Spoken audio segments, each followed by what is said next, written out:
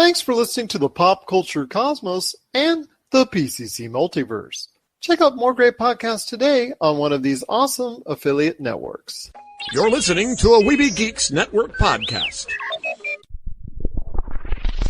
You're listening to the ESO Network, your station for all things geek.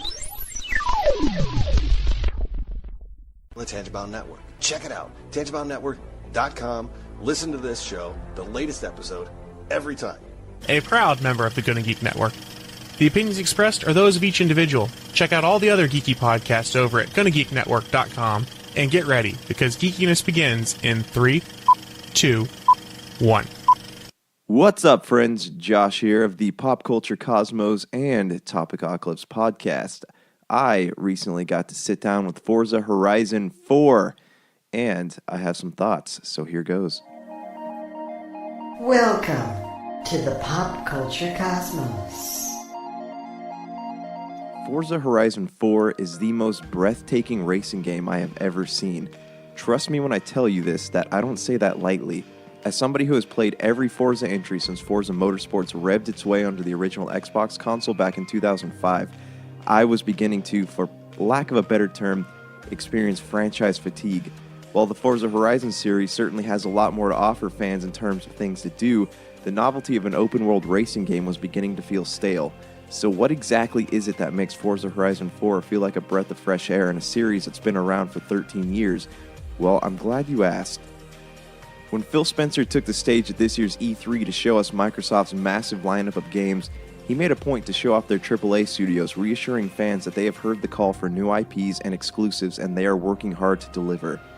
Among developers like 343 Industries, Ninja Theory, Rare, The Coalition, and Mojang stood longtime Microsoft collaborators Turn 10 Studios and Playground Games.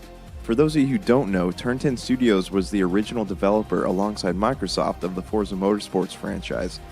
It wasn't until the release of Forza Horizon back in 2012 that the UK-based Playground Games was brought into the fold. With Turn 10's knowledge of car games and Playground Games' love of open-world settings, it seemed like a recipe for success, and it was. Fast forward 6 years and 4 entries and it feels like the formula has been perfected. The moment you start the game, you're thrust into brief events that highlight all of the different offerings the game has as far as multiplayer racing goes. You can choose between cross-country, road racing, dirt racing, or the non-festival sanctioned street racing.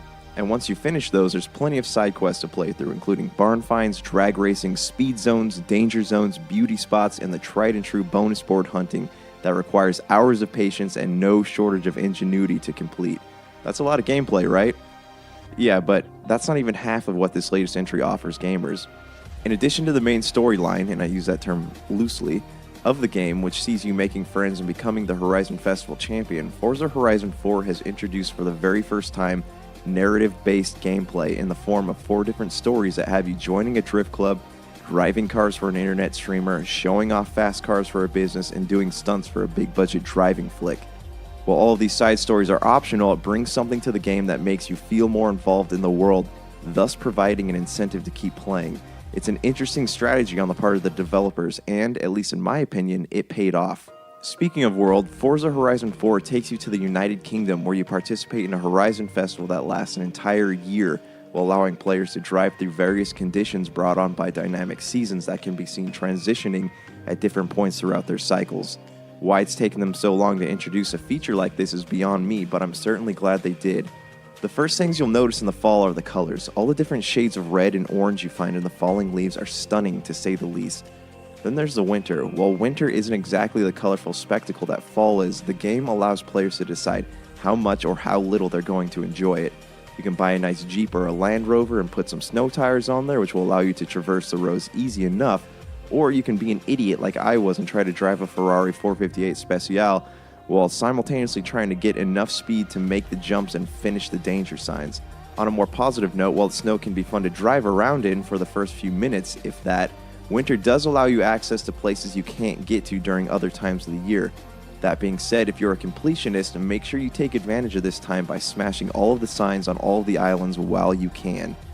As for the spring and summer, they both have things about them that are interesting and fun, but there's not exactly a lot of variation when it comes to road conditions and driving techniques. Instead of focusing on not crashing or racking up those skill points, take a minute to enjoy just how beautiful the scenery in this game is. Now for the cars.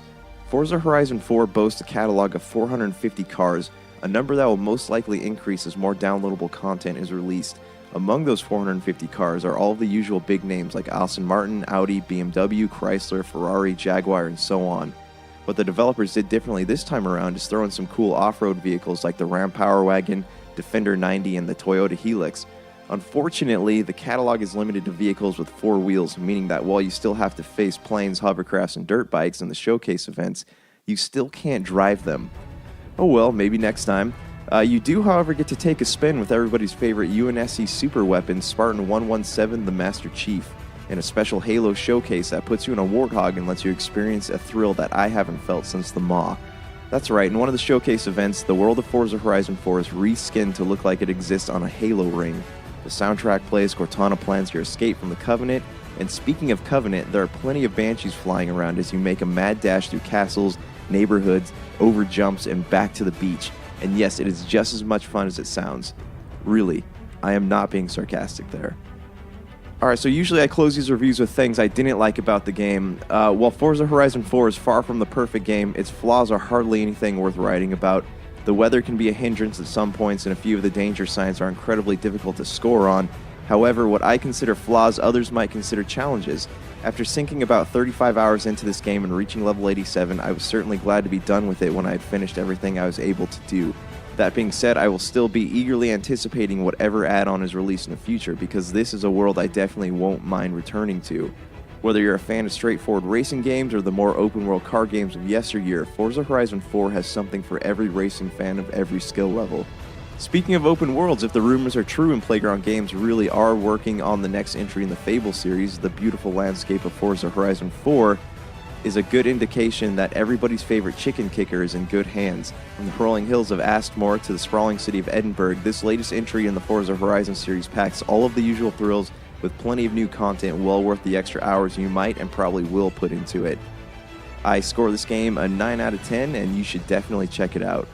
This episode is brought to you by Vitabrace, high-performance gamer wristbands by Miracle Fruit Oil. Big Dog, you and I play a lot of video games. Yes, we do. You ever find yourself in positions where your hands get cramped and you need a break, you got to get up? Yes. Okay, well, it just so happens that Miracle Fruit Oil, they made these bracelets right here, and what it's supposed to do is increase circulation in your wrist, makes you less tired, less fatigued, less sore and stiff. It's supposed to give you more endurance, grip, strength, range of motion, mobility, stability, better manual dexterity, coordination, and precision movements. I've been playing a lot of Kingdom Hearts, and it has helped. It has made it so, because, I spend a lot of time working on computers, doing video game stuff like that. It does help. It kind of eases the pain a little bit, or I feel it less. I mean, when I do it without it, you don't really notice it until you take the bracelet off. That's what I'm trying to say. Yeah. Vitabrace is powered by nature. It contains miracle fruit seed oil, a rare and natural oil that comes from the seed of the healthy miracle fruit berry. The wristband is capable of delivering the oil to your wrist for 4 to 6 months of daily use. The combination of compression, occlusion, and unique oil provides several benefits. If you're interested in getting your own Miracle Fruit Vitabrace wristband, visit their website today at www.miraclefruitoil.com and use promo code MEDIA10 at checkout for $10 off your next purchase. All right, guys, thanks for tuning into my review. You can catch this review and more on the Pop Culture Cosmos, iTunes, Podbean, Stitcher, Google Play, and all the usual places. Also on Topicocalypse, you can find it on our iTunes, Humanican, and at Humanican Media on YouTube. Until next time, thanks for tuning in.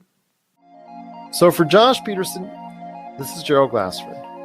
It's another beautiful day in paradise right here in the Pop Culture Cosmos. We thank you for listening. And here's hoping you have yourself a great day.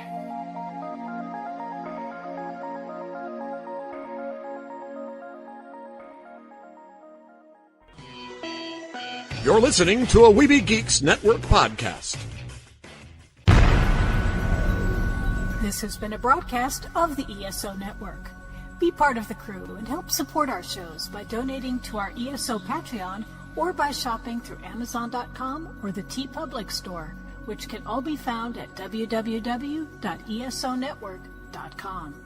The ESO Network, your station for all things geek. Tangent Bound Network. Let your voice be heard. TangentBoundNetwork.com. Thanks so much for downloading the Pop Culture Cosmos, and stay tuned as more great podcasts are on the way. Thanks again for listening to us here at the Pop Culture Cosmos.